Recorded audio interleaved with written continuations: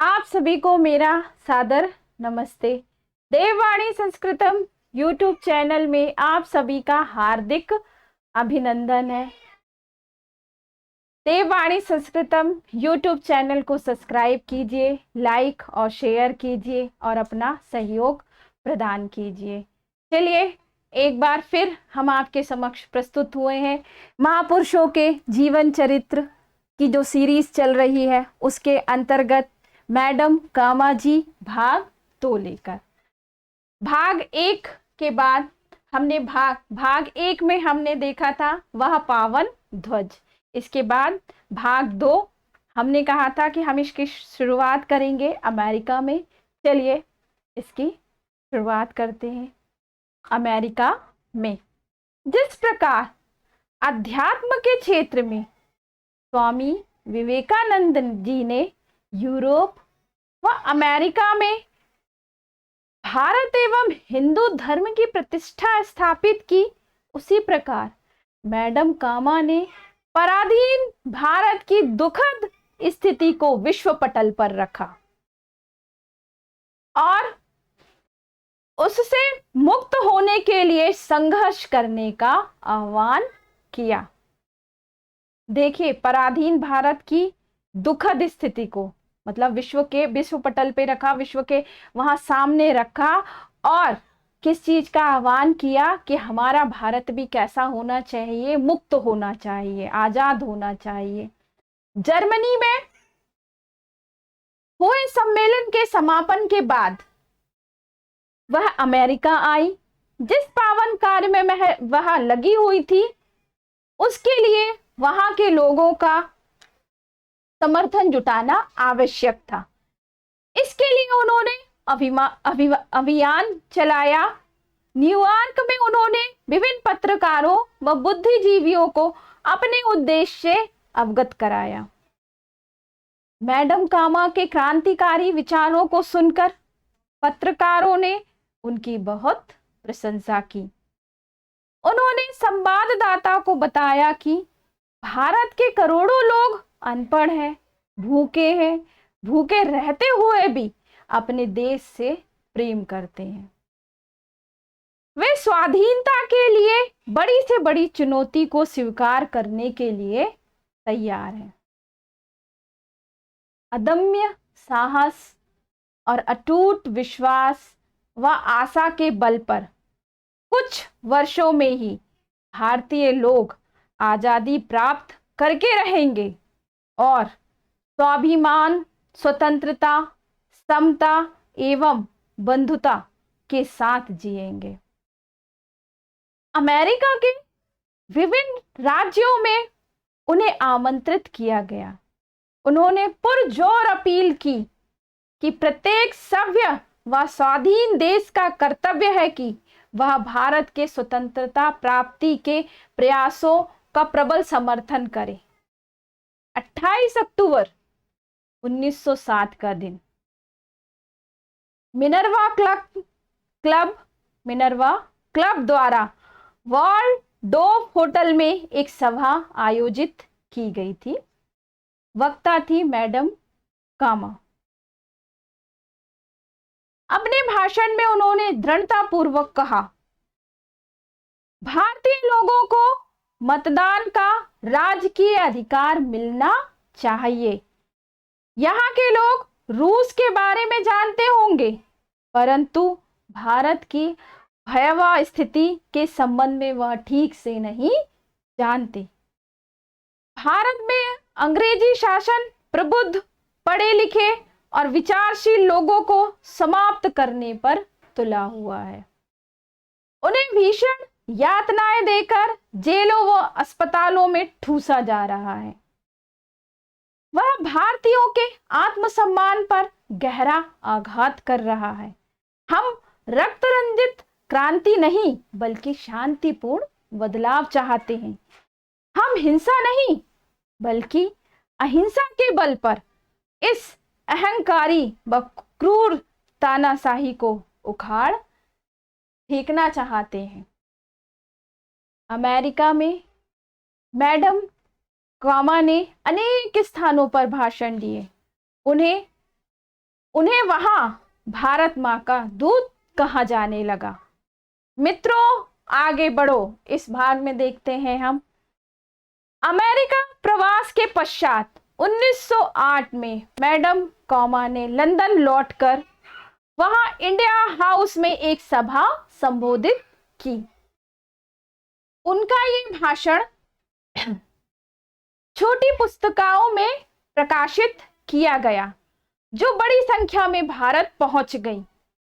इस पुस्तिका में भारत की स्वतंत्रता व क्रांति के मौलिक सिद्धांतों का संक्षिप्त वर्णन था। मैडम कामा का ध्येय स्पष्ट था। माना कि अहिंसा एक महान सद्गुण है, परंतु यदि कोई अनुचित ढंग से बल प्रयोग करता है तो उसका प्रतिकार आवश्यक है। हिंसा का जवाब हिंसा से, यही नीति दमनकारी व क्रूर सत्ता के साथ अपनानी चाहिए। यही सच्ची देशभक्ति है। देश के प्रति समर्पित होने में ही जीवन की सार्थकता है।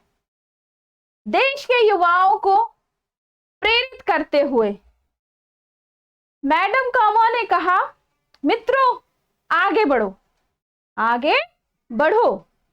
मां भारती के शिशु अंग्रेजों के अत्याचार व अपमान तले रोंदे जा रहे हैं। जो असहाय नीचे ही नीचे धंसते जा रहे हैं, उन्हें स्वराज्य की सुखद स्थिति की ओर बढ़ाओ, आगे बढ़ो। हम भारत के लिए और भारत भारतीयों के लिए, यही हमारा ध्येय सूत्र है। मैडम कामा भारत के प्रत्येक वर्ग व समुदाय को संबोधित करती रही।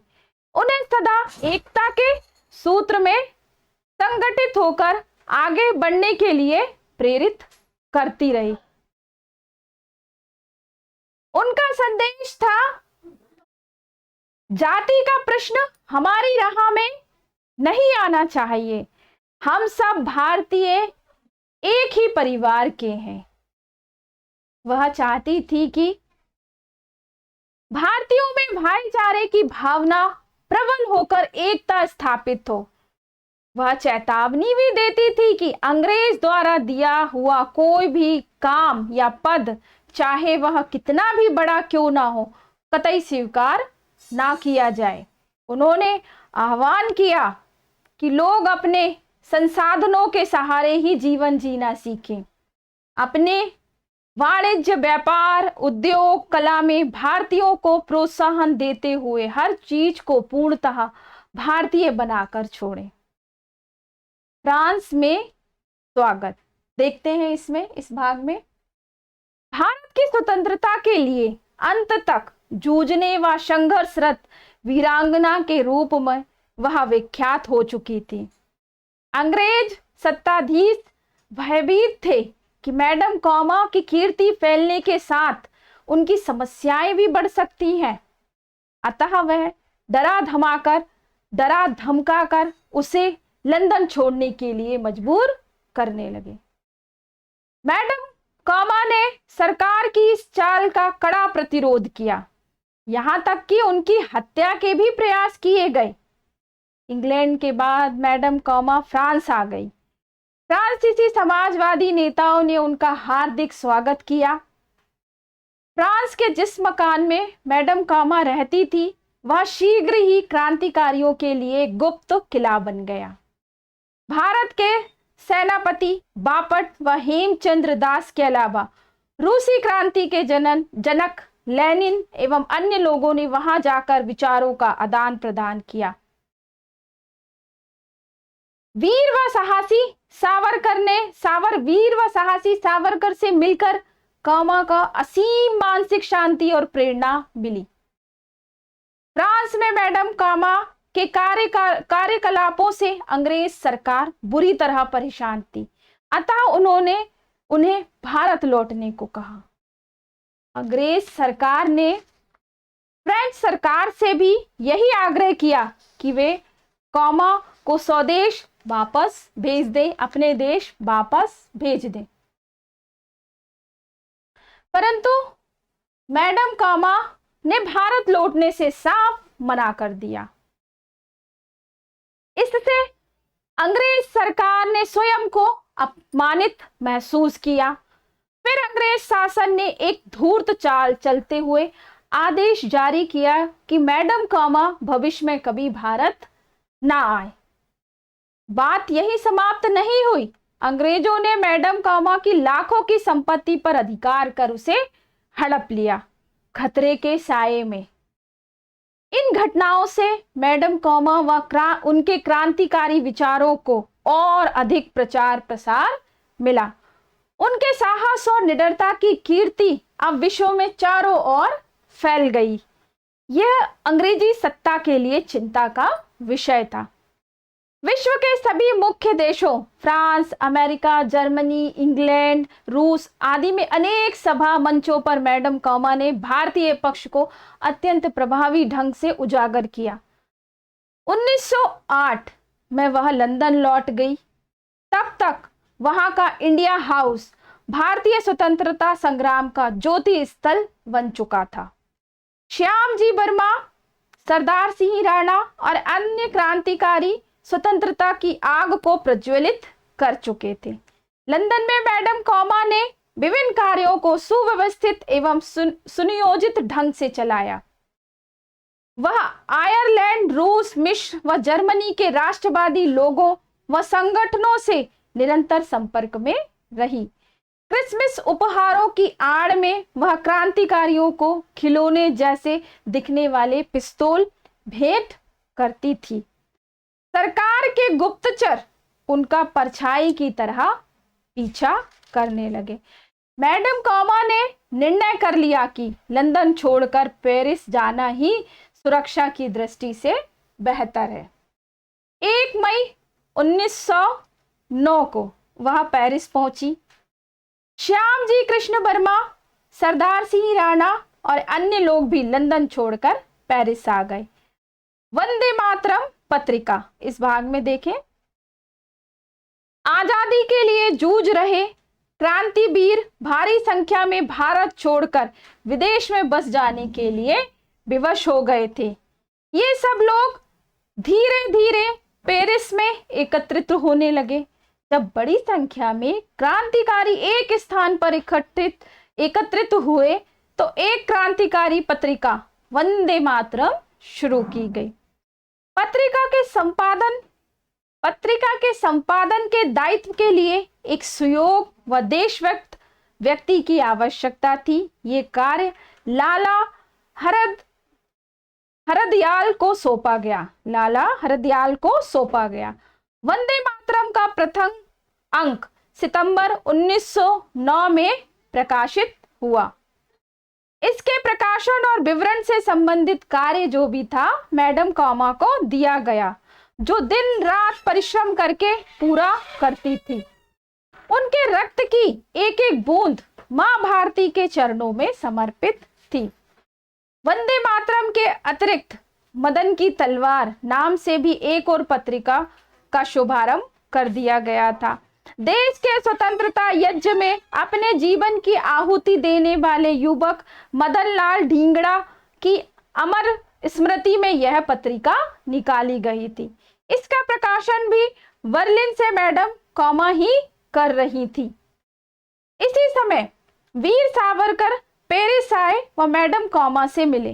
निरंतर संघर्षरत रहने के कारण व उचित विश्राम के अभाव में सावरकर का स्वास्थ्य बहुत गिर गया। अतः अपना स्वास्थ्य सुधारने हेतु सावरकर पेरिस आए थे। मैडम कॉमा ने सावरकर की बहुत अच्छी तरह से देखभाल और सेवा की। उन्हें जल्द ही स्वास्थ्य लाभ हो गया। सरकार सावरकर को श्यामजी राणा, हरदयाल, वीरेंद्रनाथ आदि की भी पूरी सहायता मिली। वंदे मातरम और मदन की तलवार में लेख लिखने का भी उन्हें अच्छा अवकाश मिला। मैडम कॉमा भारतीयों से संपर्क जोड़कर उन्हें संगठित करने और भारत में गुप्त रूप से हथियार भेजने का काम बेधड़क करती रही।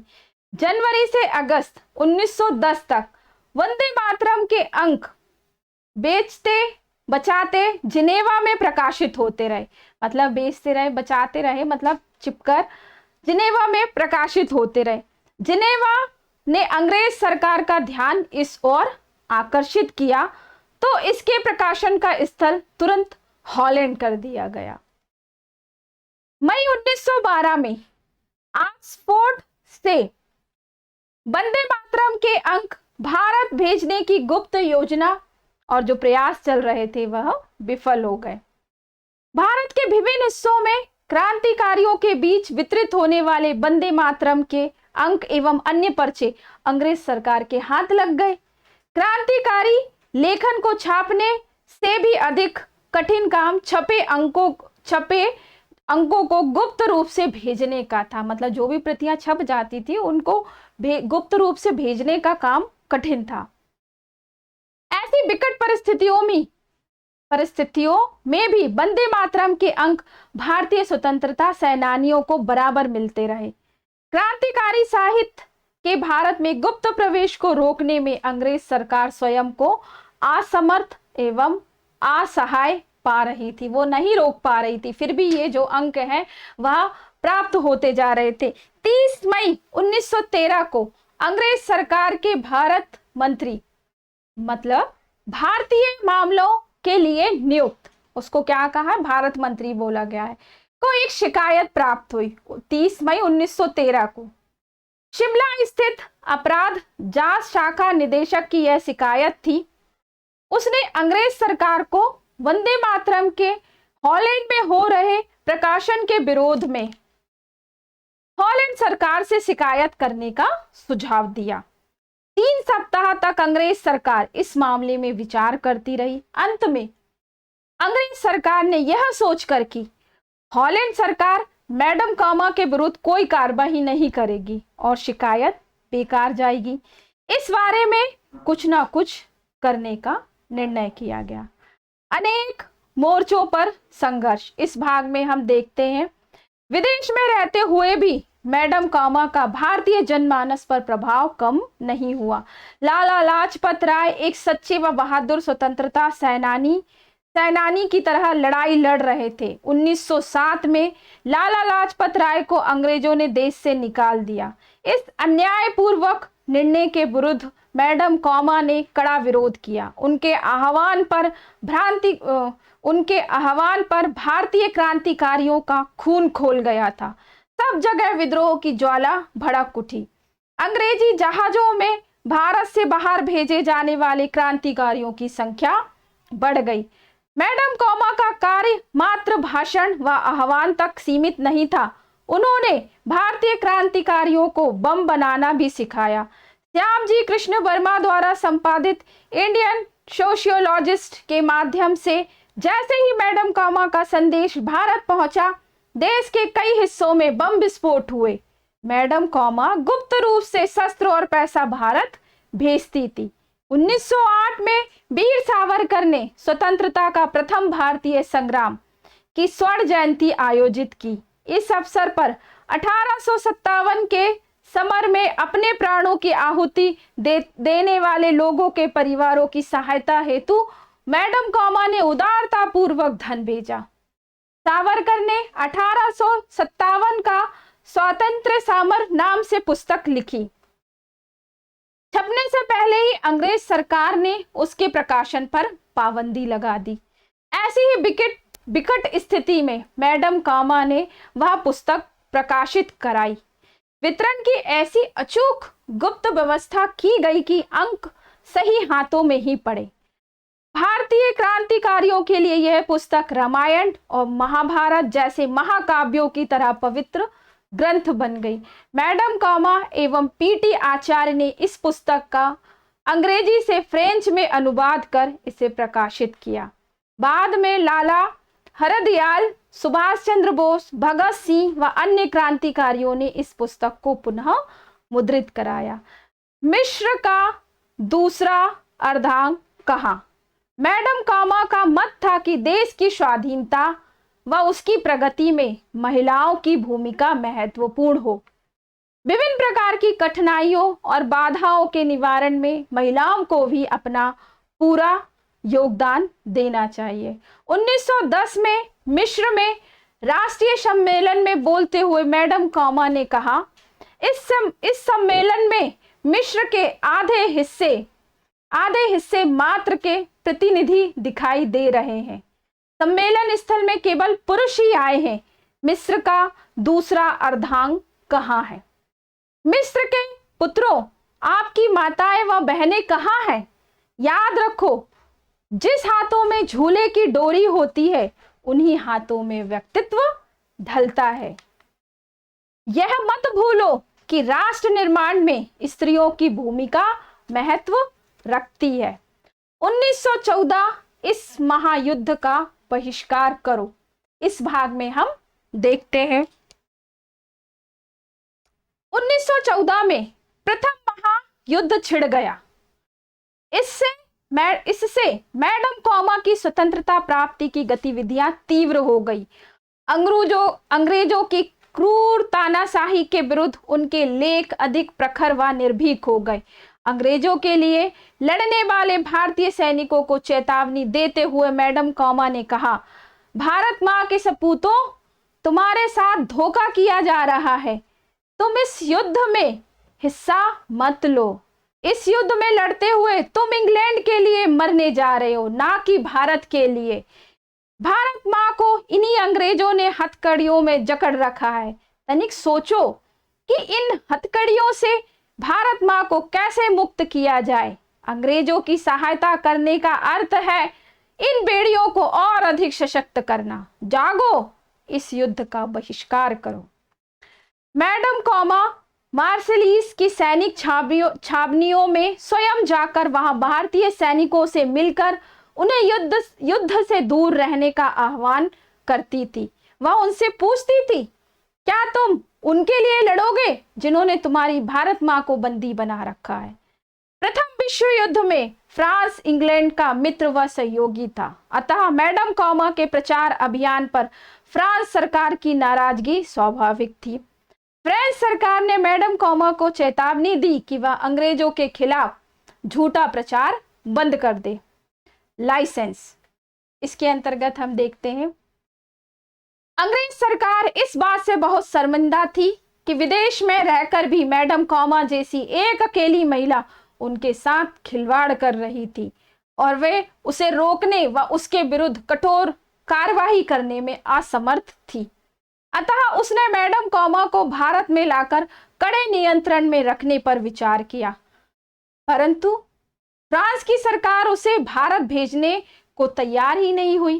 कुछ प्रतिबंध लगाते हुए फ्रेंच सरकार ने मैडम कौमा को पेरिस से बाहर विशी नामक स्थान पर रहने का आदेश दिया। युद्ध आरंभ होने पर किसी विदेशी को पेरिस में रहने की अनुमति नहीं थी। यदि किसी विदेशी को वहां रहना ही होता तो उसके लिए लाइसेंस लेना आवश्यक था। मैडम कौमा को जारी किए गए लाइसेंस में उनका उल्लेख अंग्रेजों के नियंत्रण के तहत नागरिक ये था के रूप में किया गया था। उनको जो लाइसेंस मिला था उस लाइसेंस पे ये जारी किया गया था कि उन्हें अंग्रेजों के नियंत्रण के तहत नागरिक बनकर रहना है। इस उल्लेख में मैडम कौमा को आश्चर्य हुआ। उसने घोषणा की कि वह भारत की स्वतंत्र नागरिक है। जिन लोगों को लाइसेंस नहीं मिला वह जेल भेज दिए गए। यह देखकर कि लाइसेंस में परिवर्तन करना कठिन है, कौमा ने प्राप्त लाइसेंस से ही संतोष कर लिया। लाइसेंस में चाहे कुछ भी लिखा हो, परंतु वह वहां पर रह तो सकती थी। उन्होंने सोचा कि यहाँ रहते हुए गतिविधियां चलती रहें, यही बहुत बड़ी बात है। फ्रेंच सरकार का नया निर्णय सूचित करते हुए मैडम कौमा को चेतावनी दी गई कि युद्ध समाप्त होने तक वह अपनी सभी गतिविधियां बंद रखे। 1 नवंबर 1914 मैडम कौमा पर कुछ और प्रतिबंध लगा दिए गए। अब उन्हें सप्ताह में एक बार पुलिस के समक्ष उपस्थित होना पड़ता था। जिनेवा में युद्ध बंदियों की स्थिति जानने के लिए मैडम कौमा ने बहुत प्रयास किया, परंतु फ्रेंच सरकार ने उन्हें इसकी अनुमति नहीं दी। युद्ध खत्म होने तक मैडम कौमा भी एक प्रकार से बंदी गृह का अनुभव कर रही थी। इंग्लैंड के दबाव में उन्हें लंबे समय तक नजरबंद किया गया। युद्ध समाप्ति पर सरकार ने उन पर लगाए गए प्रतिबंध हटा लिए। युद्ध समाप्ति पर सरकार ने उन पर लगाए गए जो भी प्रतिबंध थे वह हटा दिए गए और उन्हें छोड़ दिया गया। मैडम कॉमा वापस पेरिस लौट आई। पूर्व की तरह उन्होंने पुनः अपनी राजनीतिक गतिविधियां प्रारंभ कर दी। मैडम कॉमा की महिमा दूर देशों तक फैल गई और उनका नाम साहस का पर्याय माने जाने लगा। विश्व भर के स्वतंत्रता प्रेमी क्रांतिकारियों ने उन्हें आदर व सम्मान की दृष्टि से देखा और वे मैडम कॉमा के पास सहायता और मार्गदर्शन के लिए आते थे। अत्यंत परिश्रम व कड़ी जीवनचर्या के कारण मैडम कॉमा का स्वास्थ्य बहुत ही क्षीण हो गया, बहुत कमजोर हो गई। नजरबंदी की यातनाओं व बेहद गरीबी के कारण उनका शरीर कंकाल मात्र रह गया था। विश्व युद्ध के बाद भी कई वर्षों तक स्वतंत्रता का संघर्ष चलता रहा। अब उनकी आयु 70 वर्ष हो गई थी। स्वदेश को वापसी। मैडम कॉमा जीवन के अंतिम कुछ दिन अपनी मातृभूमि पर बिताना चाहती थी, परंतु भारत में प्रवेश हेतु अंग्रेज सरकार की अनुमति आवश्यक थी। सर कावस जी जहांगीर ने इस पर गृह विभाग से पूछताछ की। लंबी बहस व वाद विवाद के बाद अंत में सरकार मान गई, परंतु सरकार ने एक शर्त लगा दी कि वह लिखित रूप में यह घोषित कर दे कि आजादी के संघर्ष में अब वह भाग नहीं लेंगी तथा वे क्रांतिकारियों से कोई संपर्क नहीं रखेंगी। परंतु बंधन में रहना उनके स्वभाव में नहीं था। अंततः कॉमा ने यह शर्त मानने से इनकार कर दिया, परंतु मित्रों व संबंधियों के आग्रह के दबाव में उन्होंने ये शर्त मान ली। मातृभूमि से एकाकार। मैडम कॉमा ने भारत आने के लिए समुद्री जहाज से यात्रा की। समुद्री यात्रा स्वतः बहुत कठिन होती है, इससे उनकी अस्वस्थता और बढ़ गई। अपने जन्म स्थान मुंबई पहुंचते ही उन्हें अपार हर्ष हुआ। मुंबई बंदरगाह से उन्हें सीधे पेटीट अस्पताल ले जाया गया। अस्पताल में 8 महीनों तक उनका उपचार हुआ, परंतु वह निरंतर जीवन और मृत्यु के मध्य संघर्षरत रही। शरीर से शिथिल परंतु देश प्रेम की ऊर्जा से ओतप्रोत यह वीरात्मा अलौकिक थी। 13 अगस्त 1936 को इस महान वीरांगना का देहांत हो गया। जिस स्वतंत्रता के लिए उन्होंने अपना जीवन होम कर दिया था, वह स्वतंत्रता उनकी मृत्यु के 11 वर्ष बाद प्राप्त हो सकी। अंतिम आह्वान, दमन से संघर्ष करते रहो। देखिए इस भाग में भारत की स्वतंत्रता के लिए अपना धन दौलत सुख सुविधाओं से भरपूर घर परिवार छोड़कर यह देश प्रेमी वीरांगना जीवन भर अनेक कष्ट सहते हुए अंग्रेज साम्राज्य से लड़ती रही। मातृभूमि के लिए उन्होंने अपना सर्वस्व न्यौछावर कर दिया। जीवन के अंतिम क्षणों में भी वह बार बार आह्वान करती रही, पराधीनता से मुक्ति पाने के लिए हर कठिनाई से डटकर मुकाबला करो। अपनी आजादी के खोने का मतलब है सब सद्गुणों को खो देना। अत्याचार और दमन से जूझने और संघर्ष करने का ही अर्थ है कि ईश्वर की आज्ञा का पालन करना। देखिए उन्होंने क्या कहा कि अत्याचार और दमन से जूझने और संघर्ष करने का ही अर्थ है ईश्वर की आज्ञा का पालन करना। निसंदेह भारत मातृभूमि पर अवतरित होने वाले महान देशभक्तों व राष्ट्र प्रेमियों की श्रेणी में मैडम कॉमा का नाम सदैव प्रथम पंक्ति में रहेगा और भावी पीढ़ियों के लिए यह एक प्रेरणा पुंज होगा।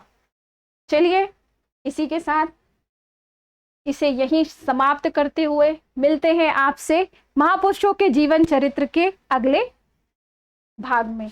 आप सभी को मेरा सादर नमस्ते और आप सभी का बहुत बहुत धन्यवाद।